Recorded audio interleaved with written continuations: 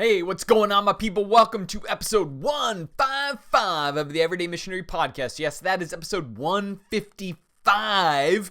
And today it is August 10th, 2020. And I had a very strange sensation this morning when I went outside. It was about 7:45 in the morning, something like that. My wife is out there having a cup of coffee, and I proceeded to speak to her. And as I did, I noted my breath in the air. Yes, indeed, people.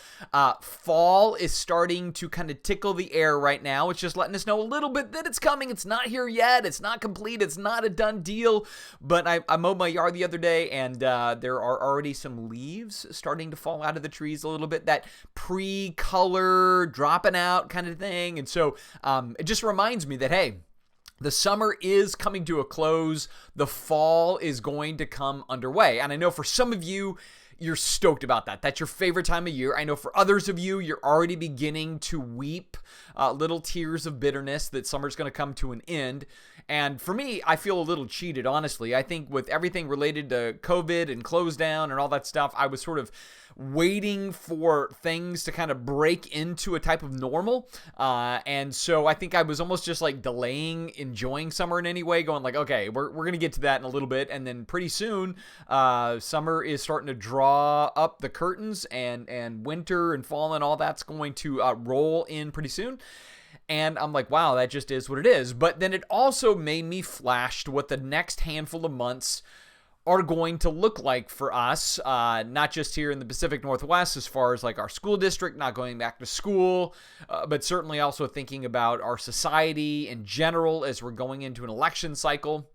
The Democrats kind of named their vice presidential candidate today, and so we know that's coming up, and we're going to see all kinds of crazy, bitey, bitter, nasty, nutty stuff going on. And honestly, there's a part of me that's like really wanting to buy a ticket front row seat to some of this. I don't think I'm taking it as heavily as some people are. I think I'm a little bit more like, man, this is going to just be altogether entertaining from a completely carnal perspective, because I'm sure there will be absolutely zero rules this time around, right? So we got the politics side, we got the COVID side, we got the economy side, we got the education side. We're going into some of the biggest holidays of our year, and yet we're going to go into it with a certain level of restraint going on, right? So kids and Halloween, I don't know how that's going to play out. Christmas isn't going to look probably the way that it normally does, because we're not going to be making a big rush on the malls and going out to dinner and doing the holiday movies and all those things we normally do, right? So when I take all of that and pile it together, I realize that for many people, the next series of months are just flat out going to suck. Yes, I use the word suck, because it's going to suck the fun, the joy, the anticipation, the liveliness of the season at times. It's going to suck our opportunity to have fun doing sports and school and friends and dances and all the things that go on with this time of year. And yet for us as Christians, there's a few things that we know are concretely true. First, we know that this life is but a vapor, all right? So it comes and it goes. James says that. The book of Ecclesiastes says that, right? So life is foundationally and fundamentally short. So we know that. The second thing is, for the Christian, this life is the bummer part, and the life to come is the better part. And so we should never be surprised by the bummers of this world. Again, any student of the Bible is told repeatedly, life sucks, life sucks, life sucks, life sucks. It sucks life, joy, peace, patience, kindness, goodness out of this world so often, because bad guys get ahead and lesser people seem to get better things. And man, you know the drill, right? I mean, that's all throughout the Bible. And so what our lives are in this world as Christians is just sort of like, it's like a probationary period, right?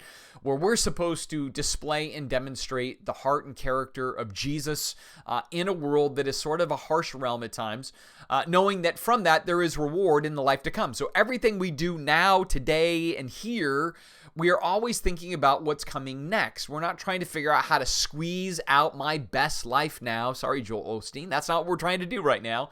But rather, we're trying to squeeze out the life of Christ here and now for that thing that's coming in the future. And that's why we look and we go, you know what? It's not about what I get to enjoy in this world. It's about the fact that everything I do in this world is storing up for the joy that is in the world to come. And that doesn't mean that this existence is then a joyless existence. And in fact, if anything, Jesus is like, when it's hard, that's when you take joy. And when it's hard, then you get to be pressed in such a way that you learn true contentment and therefore true freedom in this life, because you're not letting the conditions of life dictate your joy, but rather you're letting the presence of Christ in your life dictate your joy instead. And again, this is stuff that is stem to stern throughout the Bible, right? You see that in the spirit of the Old Testament, and you see it concretely in very clear verses in the New Testament. And so that's what we're to be about. So with all of that said, as I think about going into this fall, I want to encourage every single one of us that take the mission that Jesus has set before us seriously. I want us to think in terms of this fall not being a liability, but an opportunity. I want to say that again. I want you to look at between now and January 1 of 2021. I want you to see this not as a liability, but as an opportunity. Now, let me tell you what's going to drive the difference between those two. First of all, if you're going into the next few months and you're bumming that you don't get what you want, it's going to be really hard to make this an opportunity. You're just going to see it as a liability because you're going to be disappointed about the fact that you're not going back to school, your kids aren't going back to school. You're going to be really disappointed by the fact that, again, Halloween and Christmas aren't going to look the same. Thanksgiving may not look the same. You're going to be bummed about the fact that there's no college football that's going to be happening this year. You're going to be bummed about the fact that, you know what, all the fun things like Oktoberfest and all these great beer garden places and wine tasting things, all that is going to be probably scaled or somehow maybe shut down in some way. And you can look and say, it just all together is a bummer, and I'm frustrated. I'm frustrated by masks. I'm frustrated by closeouts. I'm frustrated by governors and politicians, and the list goes on.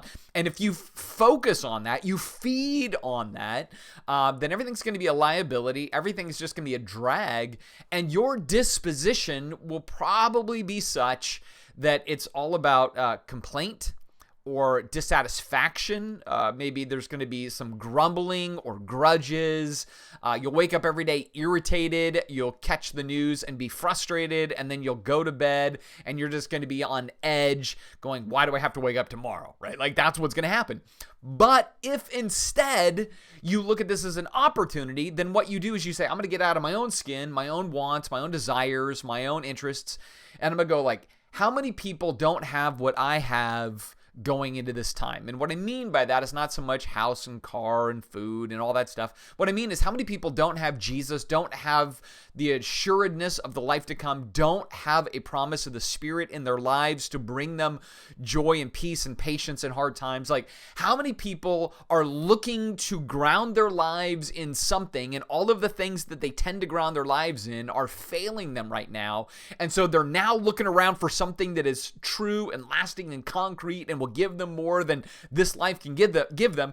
How many of those people may be looking around and they're needing us to be the ambassadors of such peace, of such grounding, of such assuredness in God's presence? They're needing us to be that example so they can see that, and then probably or perhaps from that, they will go, what do you have? I want what you have. Like, this is where I'm saying we have an opportunity.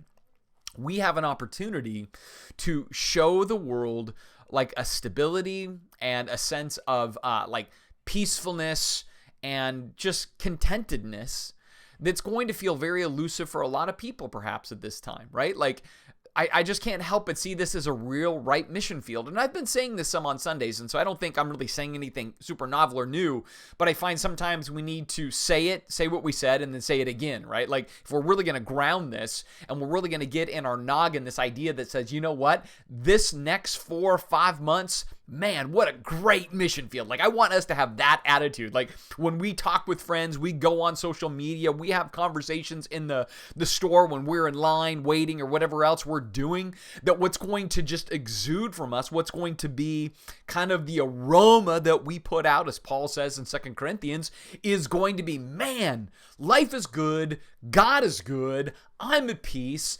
everything teaches, I'm ready for this, and come along with me for the ride. Like, that should be our thing instead of, oh, I'm so tired of this, I'm so bored of this, I'm so sick of this, I'm so done with this. Like, I've heard those phrases a ton from a ton of people. Like, I'll go to the store and the person in line or the checkout person, or I go to the post office, or I stop at a restaurant to do takeout, and it's always just kind of like, you know what?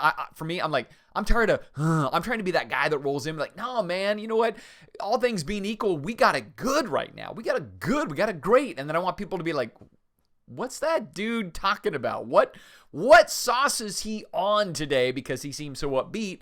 And then from that, it gives me an opportunity, right? And so we want to be difference makers. We want to be change agents in our world. We want to kind of take advantage of every opportunity that comes our way. And therefore, what I'm trying to really just tell all of us is the next 4 months are an awesome mission field. If you're looking at it from the perspective of what you don't get to do, it's just going to suck, man. It's just a drag.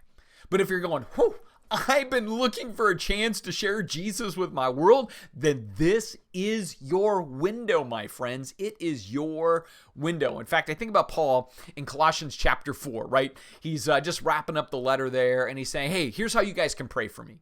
You can pray for me that in every context I'm in, every environment, whether I'm hated or loved, whether it's good or bad, I want you to pray that I will have a certain disposition.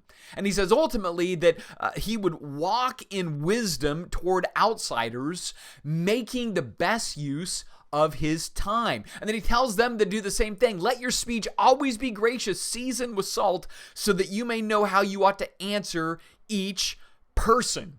He says the same thing in Ephesians. He says, look carefully then how you walk, not as unwise, but as wise, making the best use of the time, because the days are evil. Therefore, do not be foolish, but understand what the will of the Lord is. The will of the Lord is that we would have joy, peace, and patience and kindness. The will of the Lord is that we would be sharing our faith and representing to the world this idea that, you know what, when it's bad, it's still good because God is with us and his presence is more sustaining than money or food or security or house or position or hobby or entertainment, whatever it is. Like no, we want to use the time. So my encouragement to all of us today on the Everyday Missionary podcast is use this coming time wisely. Use this time in such a way to be gracious, to have your words seasoned with salt, knowing how you ought to answer each and every one. So again, when you're at the store, when you're at Costco, when you're getting gas, when you're doing anything where you're interacting with people, be sunshine and light to people, right? Be the most positive person in that line, in that discussion, with that group. When you're online, you be that person that casts hope and anticipation and joy when other people want to just complain or gripe or see problems. You're going to have nothing but opportunity to be positive, because I guarantee you many people are going to be negative. And maybe that's the thing I want to confront us on, that I want us to see our negativity as sinful, right? Honestly, I want us all to see our negativity as sinful. I want us to see our anger and frustration as sinful. You can make a better dent and a more positive impact by, in fact, being positive. We want to win people and woo people. We don't want to war with people and just complain about circumstances. I have never been won over by complaint, ever. I've never been won over by negativity, ever. But I am always curious when I meet people who seem just really light and really encouraging, kind of airy and about in their countenance. And I'm like, man, I don't know what it is they have, but I'm curious to find out. Like, that's the kind of missionaries we want to be. And if we can do that every day in every way as much as possible, not that it's easy. That means we're having to constantly throughout the day, like, Jesus, give me strength. Give me the determination to do it. Give me the wherewithal. You implant in me that spirit so I can let that spirit pass through me into the lives of others. Like, the more we do that, man, that's going to be an effective tool for the gospel. And from that, you and I, all of God's people, will be really incredible everyday missionaries.